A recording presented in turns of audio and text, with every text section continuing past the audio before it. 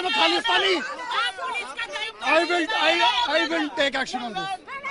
Yes, क्योंकि मैंने turban पहना है तो आप लोग ये बोल रहे हैं। अगर मैंने टर्बन ना पहना तो आप मुझे बोलते खालिस्तानी। मैंने पुलिस बोला, पुलिस को बोलिए। आप मेरे रिलीजन पर नहीं बोल सकते। आपके रिलीजन पर ही बोल रहा मैं, आप मेरे रिलीजन पर नहीं बोल सकते। क्यों बोला खालिस्तानी? उन्होंने बोला अभी वीडियो में। नहीं, आपके रिलीजन पे कुछ बोला किसी ने? मेरे रिलीजन पे क्यों बोला?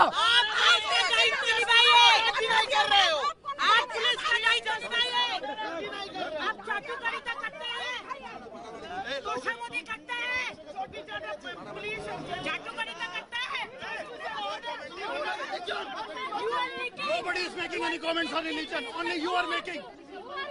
मैंने पगड़ी पहना तो आप मुझे खालिस्तानी बोलेंगे क्योंकि मैंने पगड़ी पहना है? ये आप लोग की हिम्मत है? अगर कोई पुलिस वाला पगड़ी पहना है तो वो खालिस्तानी है? ये आप लोग की होगा? ये आप लोग बोल रहे हैं? হ্যাঁ, প্রিয় দর্শক, আমি শফিকুল ইসলাম এবং আপনারা দেখছেন আরামবাগ টিভি। শুভেন্দু অধিকারী যেদিন সন্দেশখালী গিয়েছিলেন, সন্দেশখালীতে ঢোকার মানে ওই পারে যাওয়ার আগে এ পারে মানে ধামাখালীর দিকে এইরকম একটা সিন ক্রিয়েট হয়েছিল।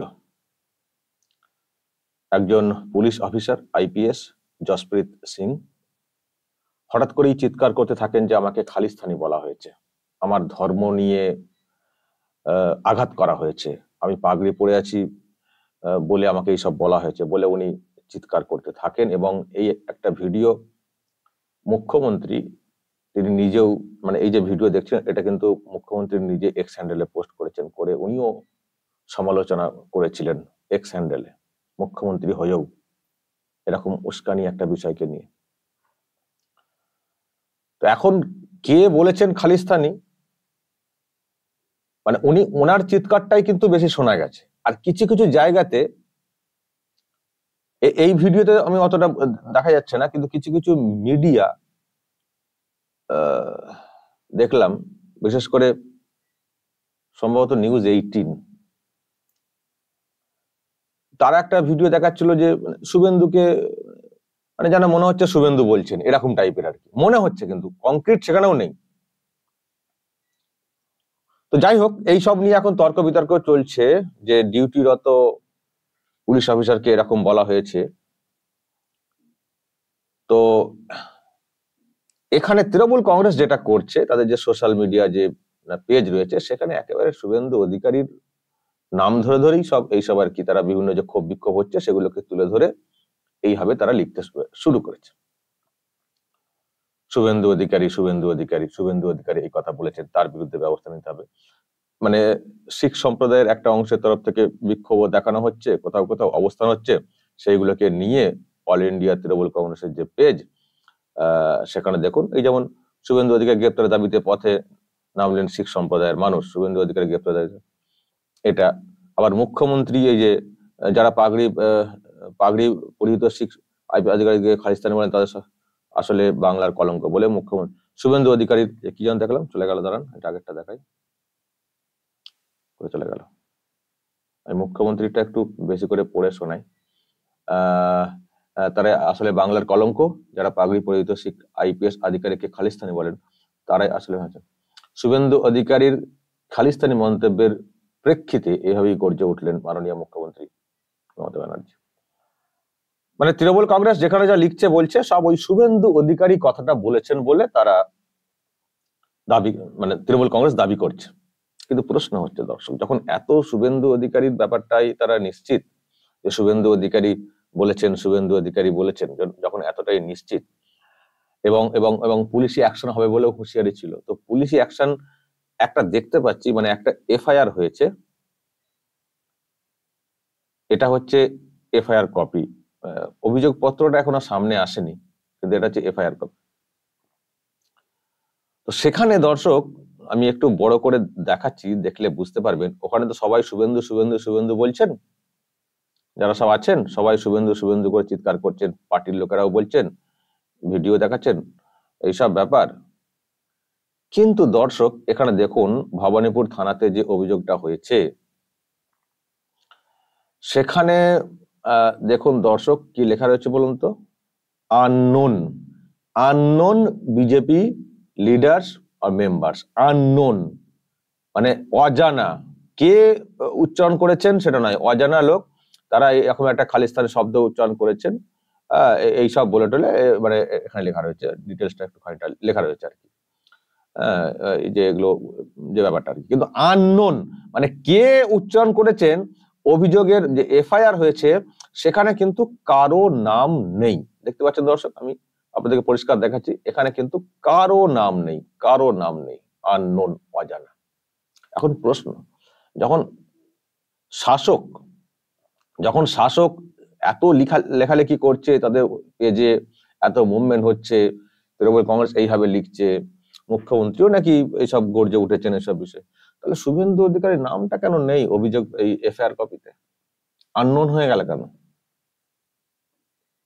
শুভেন্দু বলেছেন কিছু কিছু ভিডিও দেখছি ছড়ানো হয়েছে, আমি জানি না ভিডিওটা মানে তৈরি করা হয়েছে কিনা, সাউন্ড ওখানে মিক্সিং করে, কারণ লিপসিঙ্ক এই সবগুলো আমি যেটা আমার কাছে কেউ কেউ পাঠিয়েছেন, লিপসিঙ্ক কিন্তু আমি দেখতে পাচ্ছি না। তো এখানে কি হয়েছে না হয়েছে, অনেক সময় তখন অনেক কিছু হয়। আর মুখ্যমন্ত্রী যে ভিডিওটা আমি আপনাদেরকে দেখাচ্ছিলাম, এখানে কিন্তু মানে ওটাও দেখতে পাওয়া যাচ্ছে না যে শুভেন্দু অধিকারী এরকম কিছু বলছেন, এটাও দেখতে পাওয়া যাচ্ছে না এই ভিডিওতে, যেটা আর কি উনি পোস্ট করেছেন।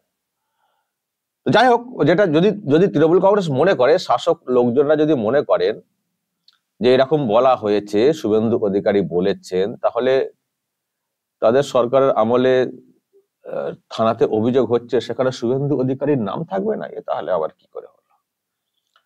ইনারা এত ক্ষোভ বিক্ষোভ দেখাচ্ছেন, রাস্তায় বসে রয়েছেন, অবস্থান করছেন, শুভেন্দু অধিকারীকে গ্রেপ্তারের নাকি সব দাবি তোলা হচ্ছে, তার বিরুদ্ধে বিচার চাই, এত শুভেন্দু অধিকারী দেখতে পাচ্ছেন দর্শক। তো শুভেন্দু অধিকারীর মুখে সাম্প্রদায়িক মন্তব্য, একজন কর্তব্যরত আইপিএস অধিকারীর অবমাননাকর সম্বোধন ইত্যাদি। এখানেও লেখা আছে শুভেন্দু অধিকারী মাননীয় বিরোধী দলনেতা ন্যক্কারজনক আচরণে ক্ষুব্ধ শিক্ষক। তো শুভেন্দু অধিকারীর নামটা কোথায় অভিযোগপত্রে, এফআইআর এ? তাহলে কি করে তদন্ত করবে পুলিশ? আননোন।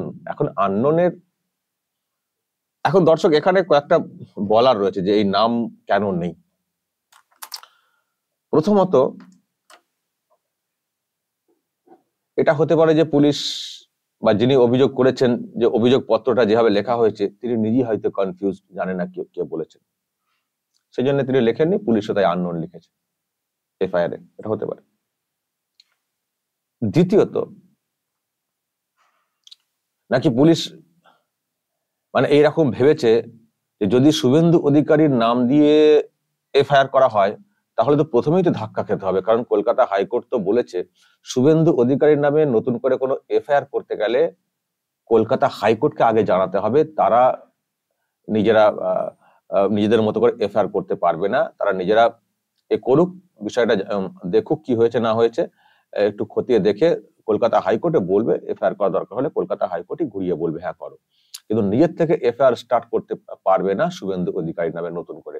সেই জন্য কি এখনই শুভেন্দু অধিকারীর নামটা না দিয়ে তারা, যেহেতু কেসটা করতে হবে, কেসটা চালু রাখতে হবে, কেসটা কন্টিনিউ করতে হবে, সেই জন্য কি কেসটা এরকম নথিভুক্ত করে নিল, মানে এফআইআরটা লিখে ফেললো কলকাতা হাইকোর্টের যেহেতু নির্দেশ, সেই জন্য সেই ভয়ে শুভেন্দু অধিকারীর নামটা ওখানে পুট করতে পারেনি,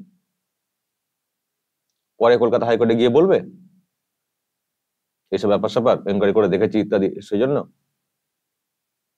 নাকি এই সুযোগে আরো অন্যদেরকে হেনস্থা করার একটা প্ল্যান রয়েছে? আননোন মানে একটা আনলিমিটেড, যাকে খুশি ডাকতে পারবে, আননোন যাকে খুশি ডাকতে পারবে, ওখানে যারা ছিলেন তাদেরকে ডাকতে পারবেনি, শুভেন্দু অধিকারী, অগ্নিমিত্রা পল, আরো যারা ছিলেন তাদেরকে ডাকতে পারবেনি, আবার আননোন এখন আবার কার নাম জুড়ে দেবে, ওখানকার সব নেতৃত্বের নাম হয়তো, যারা বিজেপি নেতৃত্ব লোকাল, হয়তো তাদের নামও সব জুড়ে দেওয়া হতে পারে, দিয়ে লম্বা একটা লিস্ট বানিয়ে টানাটানি শুরু হতে পারে। আননোন নাম থাকলে অনেককে একসঙ্গে হেনস্থা করা যায়, একজন থাকলে তাকে কেন্দ্র করে এগোতে হবে। তবে চিৎকার তো শুনিনি, মানে চিৎকার বলতে কি, প্রথমত ওই তো বললাম উনি নিজেই চিৎকার করেছেন, আমাকে খালিস্তানি বলেছেন, কিন্তু এরকম ভিডিও আসেনি যে সবাই মিলে চিৎকার করছেন খালিস্তানি খালিস্তানি, এরকম ভিডিও আসেনি। ফলে আননোন বলে কতজনকে ডাকাডাকি করবে? এখন চিহ্নিত করানোর জন্য হয়তো ডাকাডাকি করা হতে পারে, সবার নামই জুড়ে দিয়ে ডাকাডাকি করা হতে পারে। এবার শুভেন্দু অধিকারীরা বড় মাপের নেতা, তারা অতটা ভয় পান না, কিন্তু যদি এই কেসে লোকাল নেত্রীদের নাম জুড়ে দেওয়া হয়, তাদেরকে যদি ডেকে ভয় দেখানো হয়, হয়তো সেরকম কোনো প্ল্যানও থাকতে পারে যে ওদেরকে এসে কোর্টকে দিতে হবে একটু বেশি করে, বিরাট অন্যায় করে ফেলেছো, তোমার নামও দেখছি এখন আননোন, আমরা খুঁজছি, তদন্ত চলছে, অমক তমক, তাই না? মানে পুলিশ মেশিনারিকে ব্যবহার করে তাদেরকে খানিকটা কোর্টকে দেওয়ার চেষ্টা হবে কিনা লোকসভা ভোটের আগে। ফলে এই আননোন লেখার পেছনে অনেকগুলো কারণ কিন্তু দর্শক আমি দেখতে পাচ্ছি। হয় সত্যি আননোন, বুঝে উঠতে পারছে না কে বলেছেন, না হলে হাইকোর্টের অর্ডারের জন্য পারছে না নাম বসাতে, পরে বসাবে বা বলে পরে গিয়ে হাইকোর্টে, আর তৃতীয়ত এই সুযোগে আরো অনেকে হেনস্থা করো, ভয় দেখাও। তিনটের মধ্যে একটা তো হবেই। তবে শুভেন্দু অধিকারী একটা কথা বলে রেখেছেন, প্রমাণটা করে দেখান। এই যে বলা হচ্ছে, প্রমাণটা করে দেখান যে আমি বলেছি। তবে দর্শক, এটাকে নিয়ে যে যা চলছে এবং পলিটিক্যাল ইন্ধন রয়েছে সেটা পরিষ্কার বুঝতে পারছেন। মানুষ এটাকে নিয়ে অতটা কিন্তু ওইভাবে ভাবছিলেন না, কারণ কংক্রিট তো বোঝা যাচ্ছে না কি বিষয়টা হয়েছে, কি বলেছে। কিন্তু এটাকে এমন ইস্যু করা হচ্ছে, এর জেরে কিন্তু একটা বিভাজন তৈরি হচ্ছে, এর জেরে একটা বিভাজন তৈরি হচ্ছে, একটা বিদ্বেষ তৈরি হচ্ছে।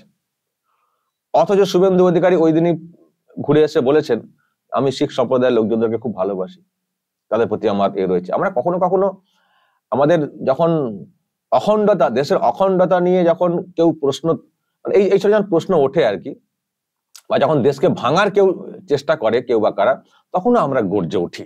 কিন্তু তার মানে এই নয় যে শিখ সম্প্রদায়ের মানুষ মানেই তারা হয়ে যাচ্ছেন খালিস্তানি বা তাদেরকে আমরা খারাপ চোখে দেখছি, এরকম নয়।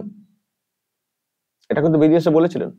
কিন্তু শিখ সম্প্রদায়কে আঘাত করা হয়েছে, অমুক তমক পাগড়ি পরে আছে বলে আমাকে এরকম বলা হয়েছে। যেভাবে হইচই ওই অফিসারই বাঁধিয়ে দিয়েছেন, আমার সেটা খুব অবাক লেগেছে যে একজন পুলিশ অফিসার আইন মেনে চলবেন, আইনকে কাজে লাগাবেন, তিনি ওখানে চিৎকার করছেন কেন? তিনি ওখানে এতটা চিৎকার করছেন কেন? দেখবেন দর্শক, আমি আজকে একবার দেখাবো আপনাদেরকে তার চিৎকারটা। আপনি তো শুনলেন, এটা শুনলেন, আরেকবার শুনবেন। এমন চিৎকার করছেন পুলিশ অফিসার, আমার তো পুলিশ অফিসারটাকে নিয়ে প্রশ্ন জেগে গেছিল। आपके रिलीजन का ही बोल रहा मैं, आप मेरे रिलीजन का ही बोल सकते हैं। क्यों बोला खालिस्तानी? उन्होंने बोला अभी वीडियो में नहीं, आपके रिलीजन पे कुछ बोला किसी ने? मेरे रिलीजन पे क्यों बोला?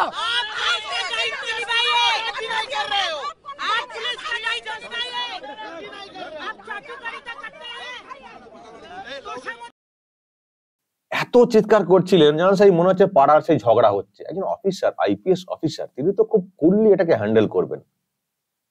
তারা যদি এইভাবে ওভার রিয়াক্ট করেন তো এর জন্য তো বিদ্বেষ ছড়িয়ে যাবে, তারা অফিসার, তারা কুললি করবেন, যদি মনে হয় কোথাও তারা আইন মোতাবেক ব্যবস্থা নেবেন।